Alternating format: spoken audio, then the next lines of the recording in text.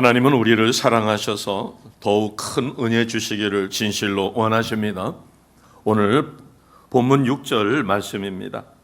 그러나 더욱 큰 은혜를 주시나니, 이솝 우화에 나오는 이야기입니다. 우리가 잘 아는 말씀이죠. 여우 한 마리가 포도밭에 들어가려고 애를 썼습니다.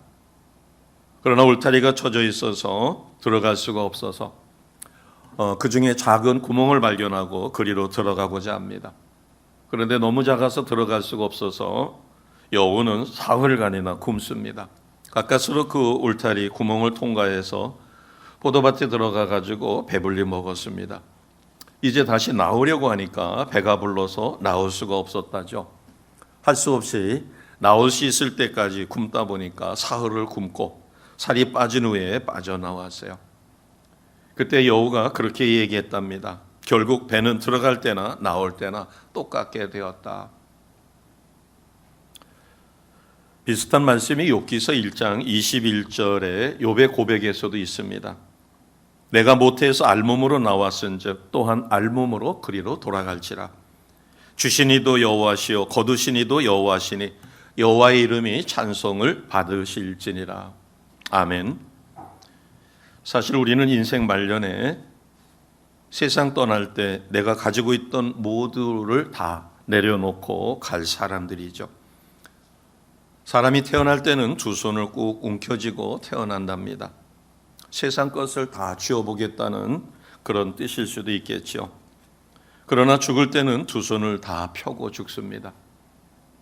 심지어는 어떤 어려움으로 두 손을 꼭 움켜쥐고 있다면 여많은 사람이 억지로라도 그 손을 다시 펴줍니다. 이러한 세상 진리를 우리가 알게 될 때 우리 그리스도인들은 주님을 위한 것과 복음을 위한 것을 빼고는 움켜잡을 필요가 없을 것입니다. 너무 바둥바둥 이기적인 욕심을 부리면서 더 많은 것을 소유하려고 억지를 부리면서 살 필요가 없다는 거죠. 5절 말씀을 보겠습니다. 5절 말씀을 보시면 하나님은 우리 모두가 큰 은혜를 누리고 행복한 삶을 살기를 정말로 원하시죠. 5절 같이 선포하겠습니다. 시작.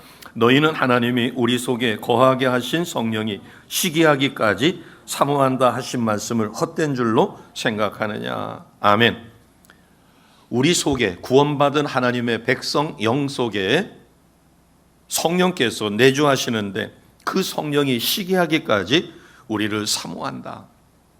이것은 바꿔 이야기하면 하나님의 은혜 주기를 그토록 원하신다는 것입니다. 그런데 하나님은 이렇게 우리가 행복한 삶, 큰 은혜를 받아 누리기를 원하시는데 왜 그런 삶을 우리가 살지 못할까? 야고보는 1절과 4절에서 1절에서 4절에서 그 원인을 탐욕에서 찾습니다. 이 탐욕이 가져오는 세 가지 불행을 경고하고 있는데 첫 번째는 1절, 2절에 있는 말씀이죠. 탐욕 때문에 서로 싸우고 다투다가 망한다는 것입니다. 1절에 싸움이 어디서 오느냐, 다툼이 어디서 오느냐, 그것은 정욕으로 구하기 때문이다. 더 많은 것을 가지려고, 많이 가져봐야 아무짝에 쓸모가 없는데 억만금을 가지고 있다고 해도 하루에 3끼 밥 먹는 것은 똑같은데 좋은 집이라고 해서 어마어마한 집이라고 해서 생활에 그토록 편리함이 몇천 배로 증가되는 게 아닌데 집안에 화장실이 하나 있다가 2개가 되어지면 조금 편리하죠. 그러나 3개, 4개, 5개가 있다고 해서 더 편리해지지는 않습니다. 또 어떤 분들의 경우에는 집이 너무 크면 이제 나이가 들어 관리하기가 어려우니까 오히려 큰 집을 버리고 적절한 곳으로 옮겨가는 모습도 우리가 봅니다. 왜 싸우고 다투는가? 탐욕 때문에. 두 번째는 3절에 있습니다. 3절 같이 하겠습니다. 3절입니다. 시작. 구하여도 받지 못함은 정욕으로 쓰려고 잘못 구하기 때문이다. 아멘. 구하여도 받지 못한다는 거예요. 왜? 잘못 구하기 때문에. 뭐가 넘쳐서, 욕심이 넘쳐서 하나님의 뜻대로 구하는 것이 아니라 정욕대로 구하니까 기도 응답의 체험을 누리지 못하는 겁니다. 세 번째는 4절에 있습니다. 4절. 탐욕 때문에 하나님과 원수된다는 거죠. 가늠한 여인이라고 표현을 했습니다. 왜? 하나님을 버리고 세상의 것을 사랑하면, 오늘날 세상의 첫 번째 기준은 돈입니다.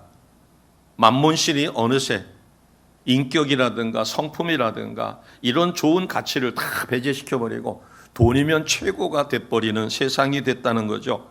그래서 세상과 벗된 것이 하나님과 원수된 것이다. 바꿔 이야기하면 내 마음 중심 첫 번째 자리에 하나님이 있지 않고, 하나님의 말씀이 있지 않고 세상 것이 나를 지배한다면 우리는 영락없이 속된 인간으로 전락할 수밖에 없다는 거죠. 결국 탐욕 때문에 세속적인 신자가 된다는 것입니다. 세상 욕심 때문에 믿음이 자라지 못하니까 결국은 하나님을 소홀히 여기게 되고, 그 빈틈을 악한 영이, 마귀 사탄이 타고 들어와 나를 불안하게 만들고 원망하고 불평하게 만든다는 것입니다. 구약시대에 아브라함의 조카였던 롯, 그리고 아간, 우리가 잘 아는 게하시, 이들은 다 탐욕 때문에 망한 사람들입니다. 야고보서 1장 15절에 욕심이 잉태한 즉 죄를 낳는다고 하죠. 그리고 그 죄가 점점 커지면 사망에 이른다. 결국 파멸, 사망은 죄 때문인데 이 죄는 어디서 오는가? 그것은 욕심이 점점 커지면 죄를 짓게 된다는 거죠. 검은 돈은 절대로 만져서도 안 됩니다.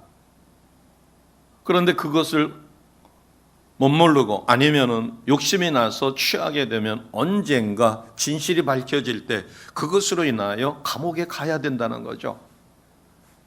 잘못된 권력은 절대로 잡아서는 안 되죠. 잘못 잡는 날에는 패가 망신합니다. 그런데도 왜 그런 일이 비일비재하게 일어날까? 욕심이 과해서 그래요. 자, 오늘 5절, 6절은 하나님께서 우리에게 욕심 때문에 불행해지는 게 아니라 정말로 은혜를 끼치고 은혜를 받기를 원하신다는 거죠. 그래서 5절에는 성령께서 시기하기까지 사모한다. 바꿔 이야기하면 하나님은 우리가 은혜를 받고 하나님 중심으로 행복한 삶을 살기를 진실로 원하십니다. 아멘. 하나님은 오늘도 저와 우리 성도님들에게 은혜를 베푸시기를 즐겨하시는 분이다. 그럼에도 불구하고 우리가 행복한 삶, 예수님으로 인하여 기뻐하는 삶을 살지 못하는 것은 세상 욕심이 하나님의 은혜를, 그 통로를 막고 있기 때문이라는 거죠. 욕심은 사람으로 하여금 비천하게 만듭니다. 그러나 하나님의 은혜는 우리 인생을 가치 있고 행복하게 만들어줍니다.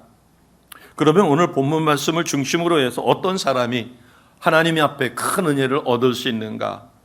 자, 첫 번째는 6절 하반절에 있습니다. 자, 6절을 같이 선포하실까요? 시작. 그러나 더욱 큰 은혜를 주시나니 그러므로 일렀으되 하나님이 교만한 자를 물리치시고 겸손한 자에게 은혜를 주신다 하였느니라. 아멘. 누구에게 은혜를 주시는가 하면 겸손한 자. 이 겸손은 세상적인 의미는 그렇습니다. 사전을 찾아보면 자신의 마음을 낮추고 상대방을 인정하고 높이는 욕심이 없는 마음 상태다. 그러면 성경에서는 이 겸손을 어떻게 이야기하는가? 세상에서 이야기하는 겸손과 성경에서 이야기하는 겸손은 그 질의 차이가 있습니다. 성경적인 의미는 자신의 죄성, 내가 죄인이라는 사실, 그래서 구원받았다는 사실, 그리고 나의 한계가 있다. 우리는 영적인 존재가 아니라는 거죠. 우리에게는 육이 있고 혼이 있고 영이 있어요. 그래서 나의 몸이 이곳에 있으면 내 몸은 딴 곳에 있을 수가 없어요. 우리는 3차원에 삽니다. 그러나 하나님의 세계는 3차원의 세계가 아니라 그 이상의 가늠할 수 없는 세계라는 거죠. 그래서 나의 죄성, 한계를 인정하고 그렇기 때문에 그 한계를 뛰어넘기 위해서는 하나님을 철저히 의지해야 한다. 그래서 하나님을 의지하는 것, 이것을 성경은 겸손이다 이렇게 이야기합니다. 자, 5절을 다시 보시면 너희는 하나님이 우리 속에 거하게 하신 성령 해서 우리 속에 거하게 하신 성령이다. 믿지 않는 사람은 영이 있어도 그 영은 죽어 있습니다. 믿는 자만이 산 영이 됐어요. 이렇게 생각하시면 쉽게 이해가 될 것입니다. 하나님은 흙으로 아담을 빚어서 낯섰을 때는 움직일 수 없는 아담이었어요. 형체만 있죠. 그러나 아담의 코에, 흙으로 빚은 아담의 코에 생기, 푸뉴마라고 하는 숨을 불어 넣으니까 살아서 움직이는 아담이 됐습니다. 아담의 타락으로 인하여 그 영을 잃어버렸어요. 그러나 우리가 예수님의 은혜로 예수님을 나의 구원자 주님으로 믿고 영접하는 그 순간 나의 죽었던 영 속에 성령이 들어와 나의 영은 살아납니다. 아멘. 이것이 얼마나 소중한가 생각하면 우리가 기도하다 보면 기도의 제목이 너무 좋으니까 그냥 나도 모르게 아멘, 아멘 하고 계속 기도하게 되는 것처럼 우리가 하나님의 은혜 가운데 죽었던 영이 살아나 그 영 속에 성령 하나님이 들어오게 됩니다. 제가 이렇게 표현하면 좀 어폐가 있는 것은 인정을 하고 제가 이야기를 하겠습니다. 어떻게 이것을 설명하기가 어려우니까 자, 여기 맑은 물이 있어요. 여기는 빨간 물이 있습니다. 자, 맑은 물에 빨간 물을 갖다가 섞으면은 맑은 물로 될까요? 빨간 물로 될까요? 빨간 물로 되겠죠. 그러면은 자, 하얀 것이 내 사람의 영이라고 하면 빨간 물은 성령이라고 하면 이것을 부었을 때 빨간 물로 바뀐 것처럼 사람의 영이 누구의 영향을 받는가 하면 성령의 영향을 받는 것. 즉 내가 예수님을 나의 구원자 주님으로 영접하면 나의 영 속에 성령이 오셔서 내 영이 살아나 하나님의 말씀을 들을 수 있고 성령의 감동받아서 하나님 말씀대로 사라지는 새로운 힘이 생깁니다. 그래서 우리는 죽었던 자가 살아난 거예요. 바꿔 이야기하면 다시 태어난 거예요. 조금 변화된 게 아니라 완벽하게 새로운 하나님의 자녀로, 마귀의 자녀가 하나님의 자녀로, 지옥 백성이 천국 백성으로 죽었던 영이 살아나 성령의 지배를 받고 영향을 받게 되었습니다. 이것을 설명하고 있는 것이 하나님이 우리 속에 거하게 하신 성령, 우리 속에 사람의 영을 이야기합니다. 그러면 사람의 영 안에 계신 그리스도를 우리가 누려야 하는데 무엇으로 누려요? 그것을 누리는 게 혼입니다. 세상에서는 마음이라고 하죠. 마음을 다스려라. 사람은 세 가지로 되어 있습니다. 몸이 있어요. 우리의 육체. 그 다음에 혼이 있습니다. 혼을 보통 세상에서는 마음이라고 표현을 해요. 그리고 영이 있습니다. 믿는 자는 이 영이 살아서 혼에게 영향을 줘요. 그러면 혼은 우리의 육을 다스려요. 즉 마음을 다스리고 육을 다스려요. 내 마음은 육체의 욕망에 따를 수도 있고 영에 따를 수도 있어요. 그래서 혼이 성령의 도움을 받으면 거룩한 삶을 살며 하나님 기뻐하시는 삶을 살게 됩니다. 자, 이 누린다라는 표현은 누가 제일 먼저 쓰셨는가 하면 예수님께서 쓰셨어요. 자, 요한복음 16장 33절 말씀을 보겠습니다. 요한복음 16장 33절입니다. 우리가 잘 아는 말씀이에요. 같이 합니다. 시작. 이것을 너희에게 이르는 것은 너희로 내 안에서 평안을 누리게 하려 함이라. 세상에서는 너희가 환난을 당하나 담대하라. 내가 세상을 이기었노라. 아멘.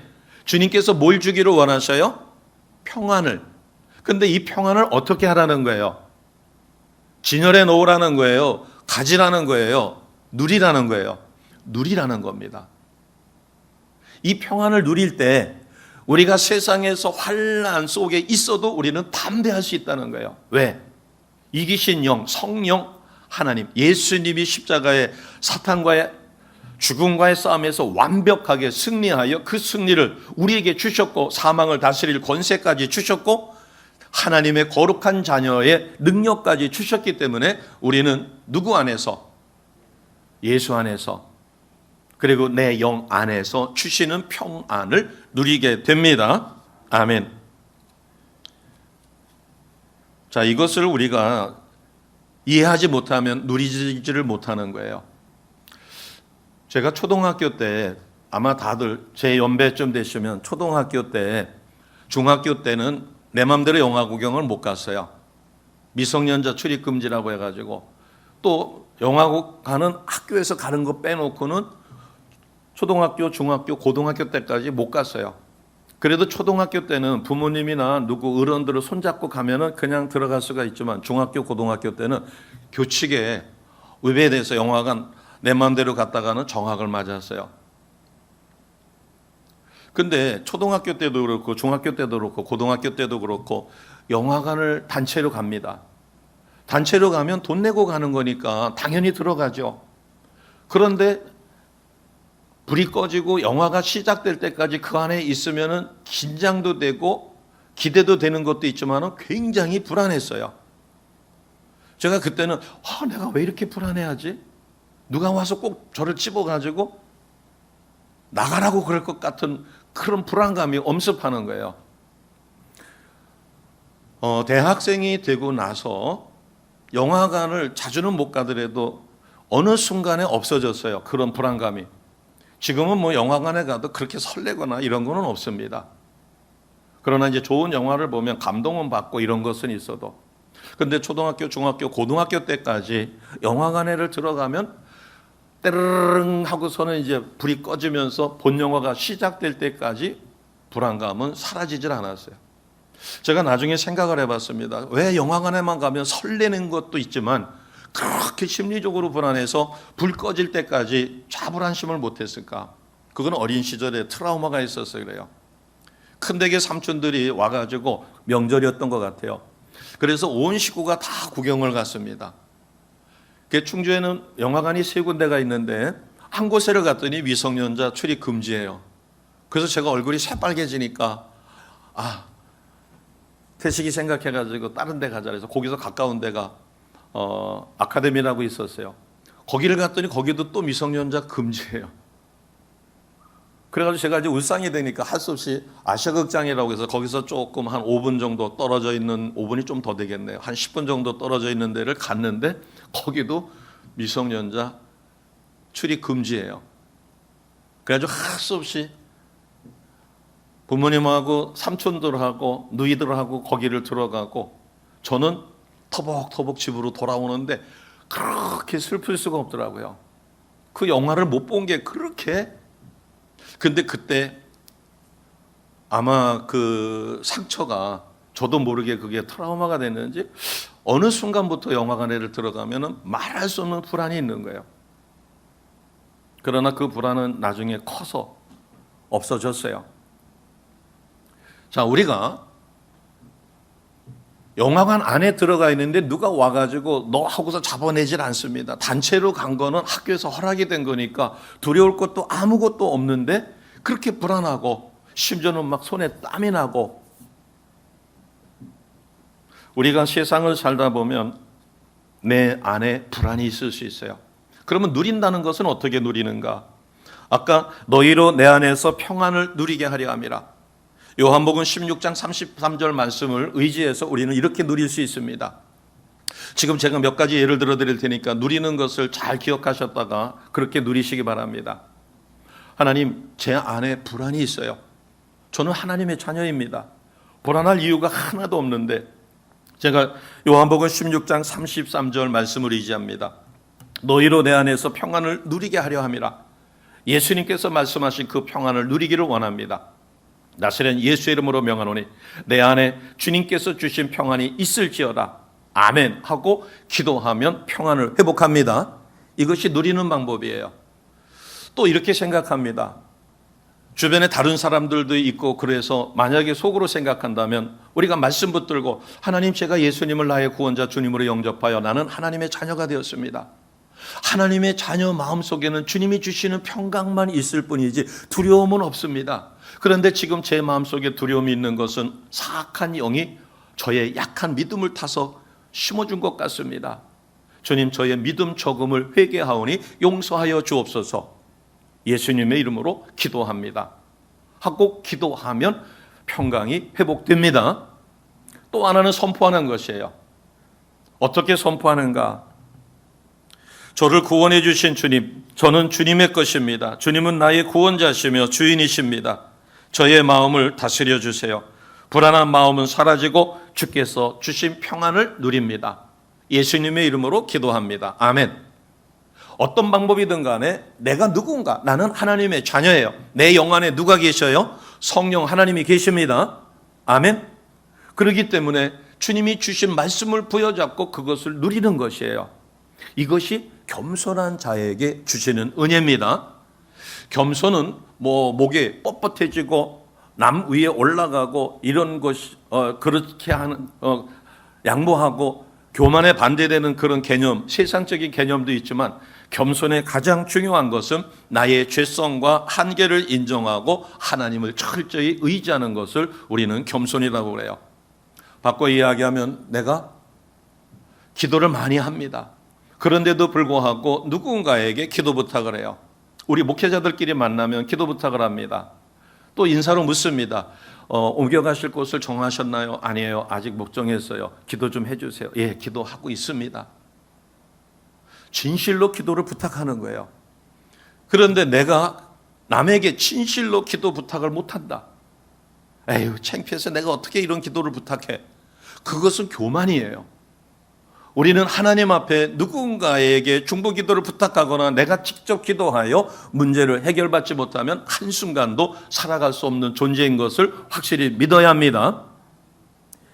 그래서 하나님은 누구에게 은혜를 주신다고요? 겸손한 자에게 은혜를 주신다. 그러면은 누구를 대적하셔요? 교만한 자. 이 교만이라고 하는 것은 다른 사람 위에 자신을 올려놓는 것이에요. 사전에 보면 교만은 그렇게 표현을 했습니다.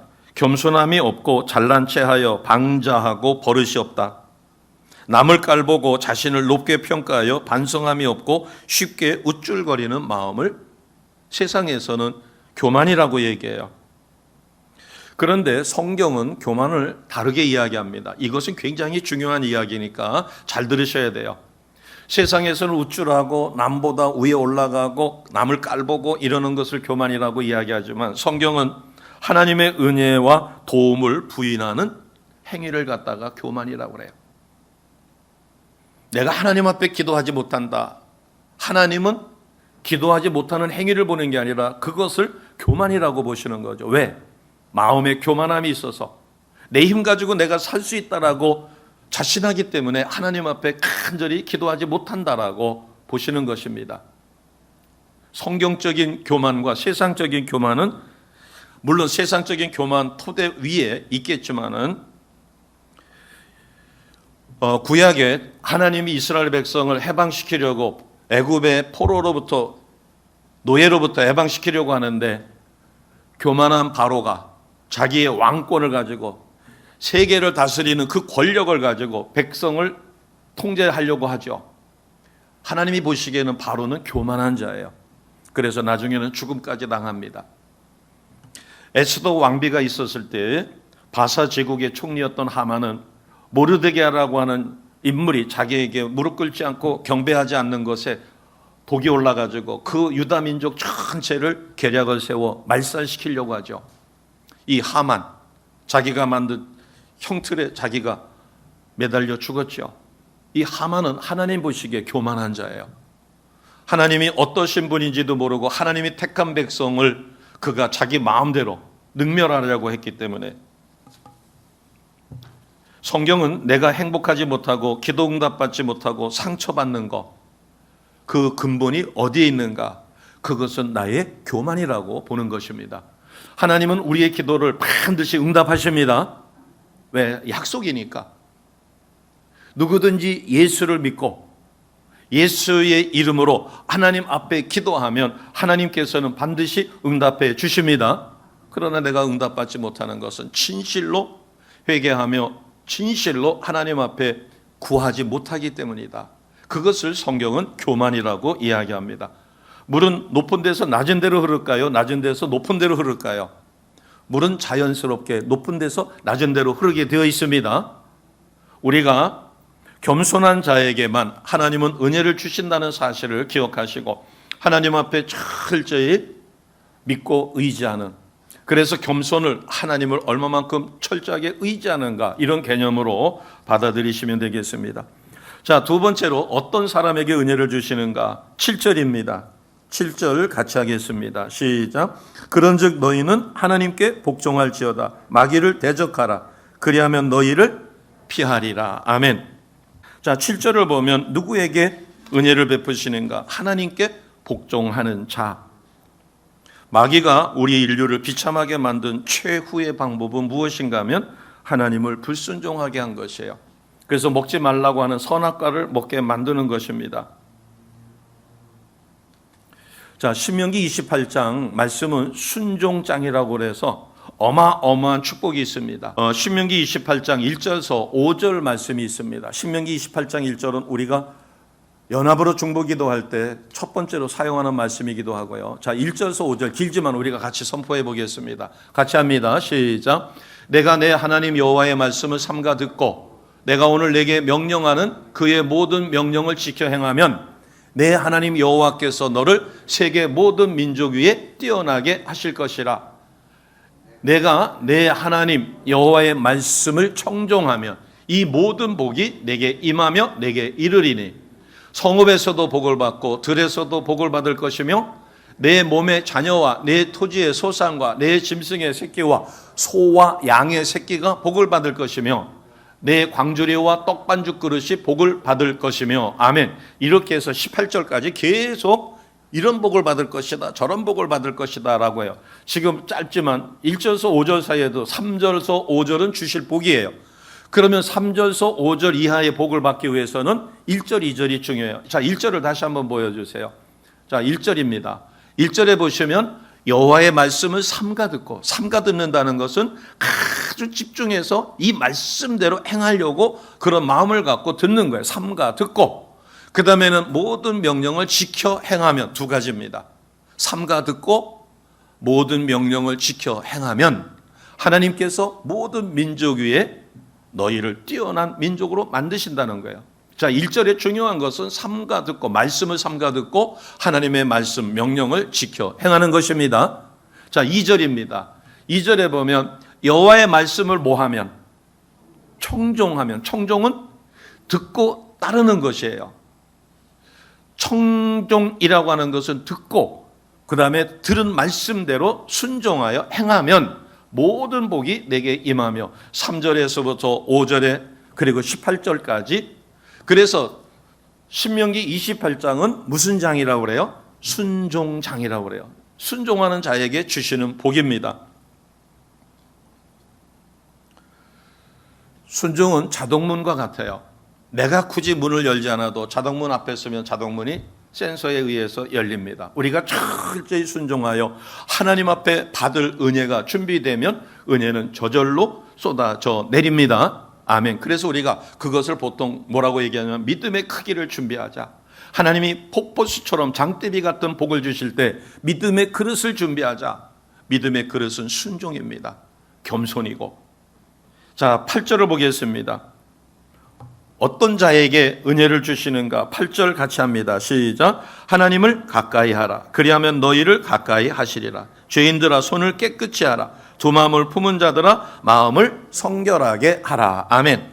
하나님을 가까이 하면 하나님도 우리를 가까이 하시고 한없는 은혜와 복을 주시는데 그러면 가까이 하기 위해서는 어떻게 되느냐? 두 가지가 필요해요. 첫째는 손을 깨끗이 해야 합니다. 또 하나는 마음을 성결하게 해야 돼요. 구약시대에 제사를 드리기 위해서는 손을 씻어야 됐죠. 그런 개념이고 두 마음을 품는 것은 세상도 사랑하고 하나님 앞에 복받기를 원하는 거예요. 주일날 예배드리지 않고 열심히 일하면 돈은 더 벌을 수 있을런지 모르겠습니다. 그러나 하나님을 가까이 하는 것이 아니죠.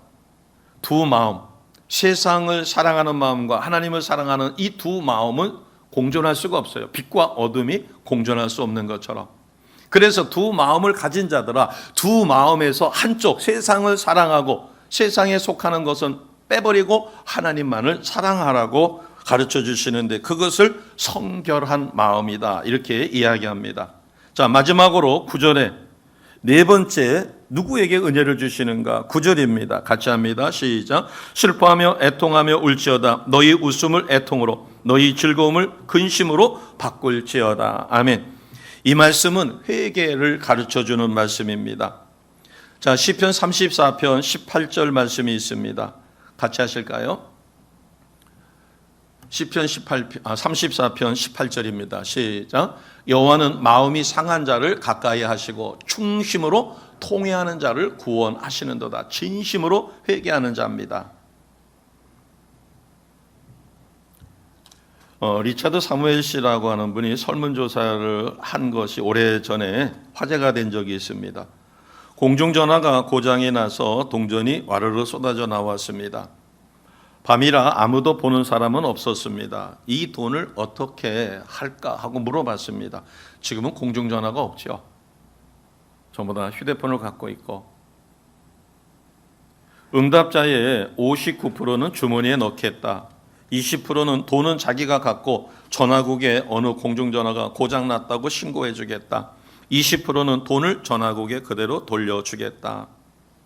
자, 20%는 돈을 돌려주겠다고 했고, 나머지는 주머니에 집어넣는다는 사람도 있고, 돈은 자기가 갖고 전화국에 신고는 해주겠다는 사람이 있어요.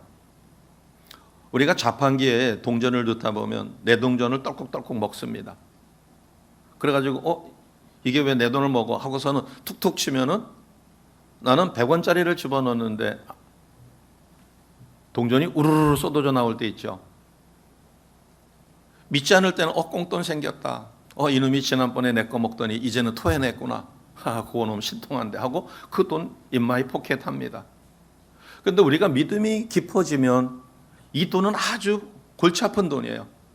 이거 경찰서 갖다 줘도 별로 좋아하지 않습니다. 귀찮아해요. 그렇다고 엄청나게 큰 돈도 아니고 몇백 원인데 그렇다고 그냥 무시하자니 마음이 찝찝해지는 거예요. 바꿔 이야기하면 우리가 예수님을 믿고 나서 내 영 속에 성령께서 오시면 제일 먼저 놀라운 변화가 일어나는데 그게 죄에 대해서 민감한 거예요. 전에는 그냥 자판기에 돈 넣었다가 떼껴가지고 그러다가 어느 날 동전을 넣어서 안 나와가지고 툭툭 건드려 봤더니 우두두두두두 하고서는 몇백 원이 쏟아졌어요. 그런데 이 돈이 불편한 겁니다. 이거 내 거가 아니에요. 죄에 대한 민감성이죠. 자, 우리가 이렇게 생각해 봅니다. 다윗 왕이 있고 사울 왕이 있습니다. 두 왕이 하나님 앞에 사랑을 받았기 때문에 둘 다 왕으로 기름 부어 세워졌어요. 세상적으로 보면 다윗 왕이 큰 죄를 졌을까요? 사울 왕이 큰 죄를 졌을까요? 신앙적이 아니라 세상적으로 보면 사울 왕은 무슨 죄를 졌어요? 하나님의 명령을 어겼죠. 그 죄 이외에는 다른 죄가 없어요. 그런데 다윗은 어떤 죄를 저질렀어요? 자기의 충실한 부하의 아내를 그래서 불륜을 저질렀어요. 그리고 불륜을 은폐하기 위해서 그러다가 안 되니까 우리아라고 하는 그 바세바의 남편을 전생의 최전선에 세웠다가 작전상 후퇴를 시키고 적에게 포로가 돼가지고 죽게 만들었어요. 권력을 이용해서 요압 장군에게 지령을 내려가지고 그래서 살인 교사죠. 그 다음에 남의 아내를 불륜으로 취했어요. 이것은 세상적으로도 용서받지 못할 죄예요. 그런데 사울은 하나님으로부터 사울 왕은 버림을 받고 다윗은 내 마음에 합한 자요 다윗의 위를 통하여 메시아이신 예수 그리스도가 이 땅에 오시며 오늘날 이스라엘 백성이 가장 좋아하고 존경하는 사람 중에 모세와 다윗이에요. 그럼 이 둘의 차이는 뭘까요? 한 사람은 하나님의 사람으로 존귀하게 쓰임받고 하나님은 지옥 형벌로 떨어지고 하나님 앞으로 버림받아. 그것은 회개예요. 사울왕은 선지자가 와서 그것이 잘못된 것을 일러줬을 때 이 핑계 저 핑계 대면서 죄를 시인하지 않았으며 하나님 앞에 회개하지 않았어요. 그래서 하나님도 버렸어요. 그러나 다윗은 자신의 죄를 온 백성 앞에 시인하고 하나님 앞에 목숨 걸고 나아가 진실로 회개합니다. 둘의 차이가 무엇일까? 회개예요. 이 회개는 천국과 지옥을 갈라놓을 수 있다는 겁니다. 우리는 예수 믿고 내가 온전한 신앙을 가지면 내 안에 성령께서 계시기 때문에 하나님 기뻐하시는 일을 하지 않고는 괴로워서 견딜 수가 없는 거예요. 하나님이 기뻐하시는 것은 하나님 뜻대로 사는 것이고 말씀대로 사는 것이며 하나님 앞에 달려와 예배를 통하여 하나님이 주시는 은혜와 복을 받고 이 땅에서도 힘 있는 삶이요 행복한 삶이며 또 영혼 구원하는 일에 하나님 나라 확장에 우리가 존귀히 쓰임을 받습니다. 아멘. 우리가 예배의 자리를 소홀히 하면서도 내 마음에 찔리는 게 없고 불편한 게 없다면 내 영은 죽은 거예요.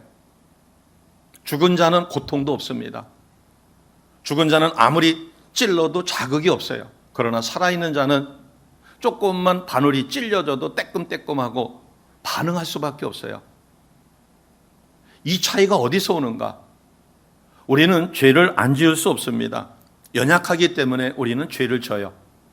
우리가 예수님을 믿는 그 순간 원죄뿐만 아니라 자범죄 모두 용서받았습니다. 그러나 우리가 살다 보면 눈으로 짓고 마음으로 짓고 원죄는 용서받았지만 우리에게서 죄성까지도 하나님께서 카바를 해주셨지만 우리의 믿음이 약하면 마귀가 와서 악한 영이 우리를 유혹해서 우리는 죄를 짓습니다. 그럴 때 진실로 회개하며, 그래서 9절에 보면 슬퍼하며 애통하며 울지라다. 진실로 눈물로 하나님 앞에 회개할 때 하나님은 우리를 큰 은혜를 주시며 마음이 상한 자를 가까이 하시고 중심에 통해하는 자를 구원해 주시는 하나님이심을 확실히 믿습니다. 자, 요한일서 1장 8절에서 10절 우리가 마지막으로 말씀을 한 번 더 보겠습니다. 요한일서 1장 8절입니다. 같이 하겠습니다. 시작. 만일 우리가 죄가 없다고 말하면 스스로 속이고 또 진리가 우리 속에 있지 아니할 것이요. 8절을 다시 보겠습니다. 우리가 교만하여 내가 무슨 죄를 졌는데, 안 믿는 사람들은 그렇게 이야기하죠. 나처럼 거룩하게 살라고 그래. 나처럼 죄 없이 법 없어도 살 사람이 누가 있겠어? 라고 이야기하지만 우리는 마음속으로 남을 미워합니다. 그것도 살인죄에 해당이 되죠. 영적으로 보면. 우리가 눈으로 보고 저거 갖고 싶어. 그 다음에 음란의 죄를 눈으로 지을 수 있어요. 행동으로는 안 나타나요. 마음으로. 그래서 우리가 죄가 없다고 말하면 스스로 속이는 거고, 진리가 하나님의 말씀이 성령이 우리 속에 없다 하는 것입니다. 9절입니다. 같이 합니다. 만일 우리가 우리 죄를 자백하면 그는 미쁘시고 의로우사 우리 죄를 사하시며 우리를 모든 불의에서 깨끗하게 하실 것이요. 아멘. 이래서 회개가 필요한 것이에요. 죄를 자백하기만 하면 하나님은 긍휼이 많으시고 자비하시기 때문에 우리의 모든 죄를 용서해 주십니다. 그리고 우리를 거룩하게, 모든 불의에서 우리를 깨끗하게 해주시고 그것으로 끝나는 게 아니라 한없는 은혜와 복을 주십니다. 그래서 활활 타는 난로가 있습니다. 벌겋게 지금 잘 타고 있어요. 그런데 그냥 내버려두면 벌겋게 달아서 타다가 그 속에 장작이 없으면, 땔감이 떨어지면 불이 시그러들어요. 싸늘하게 식습니다. 우리가 잘 타는 화로처럼, 난로처럼 벌겋게 달아있을 때는 계속해서 연료를, 땔감을 공급해야 합니다. 이 땔감이 말씀과 기도예요. 성령의 불이 내 속에서 활활 타기 위해서는 우리는 매일 일정한 말씀을 읽고 말씀을 묵상하고 그리고 하나님 앞에 기도하여 성령의 도우심을 받아야 합니다. 그런 의미에서 저 뒤에 있는 전교인 하나님 앞에서를 체크를 통하여 자기를 돌아보는 삶은 굉장히 중요해요. 저와 같이 나이가 좀 있는 분들은 큐티를 어려서 배우지를 못했어요. 말씀 암송은 배웠습니다. 그러나 매일 말씀 읽고 그 말씀 부여잡고 기도하는 삶, 성령이 내 속에 역사하시게 하면 우리는 겸손한 자로 하나님 앞에 큰 은혜를 자연스럽게 받게 되어집니다. 내 속에 성령이 살아있어요. 왜? 말씀과 기도의 삶을 지속적으로 사니까. 그러면 우리는 하나님 말씀에 철저히 복종하고 순종하는 하나님의 자녀로 거기에 따르는 놀라운 은혜를 누립니다. 그리고 우리는 죄 짓지 않아요. 또 죄 지면은 즉시 회개하여 성결한 자, 거룩한 자, 그리고 중심이 하나님께 온전히 속한 자로 하나님이 주시는 큰 은혜를 받아 누립니다. 이것이 이루어지지 않으면 우리는 험난한 세상에서 100번 싸워 100번 치는 자요. 하나님은 예수님을 통하여 십자가에서 완벽한 승리를 우리에게 주셨습니다. 그래서 우리는 100번 싸우면 100번 이기는 자가 되었어요. 오늘날 예배 자리에 찾는 것이 코로나19로 인하여 너무나 어려운 시대가 됐습니다. 전체적으로 신앙이 침체되다 보니까 이제 신앙이 뜨겁고 열정적인 믿음을 가진 자를 보기가 어려워요. 기억하시기 바랍니다. 주님의 마지막 때는 얼마 남지 않았어요. 알곡과 쭉정이를 구별할 것입니다. 주님이 채에다가 넣고 곡식을 까불르면 쭉정이와 티는 날아가요. 알곡만 채에 남을 것입니다. 이 채라고 하는 것은 환난이에요. 연단입니다. 환난과 연단이 있었을 때 그 연단, 불같은 연단을 극복하고 살아남은 자, 알곡입니다. 나는 알곡인가, 쭉정인가, 티인가? 티거비가 되면 다 날아가죠. 오늘 우리를 하나님은 은혜의 자리에 불러주시고 더욱 큰 은혜 주시기를 진실로 원하십니다. 하나님의 큰 은혜를 받아들이는 우리 모두가 되시기를 주님의 이름으로 축복합니다.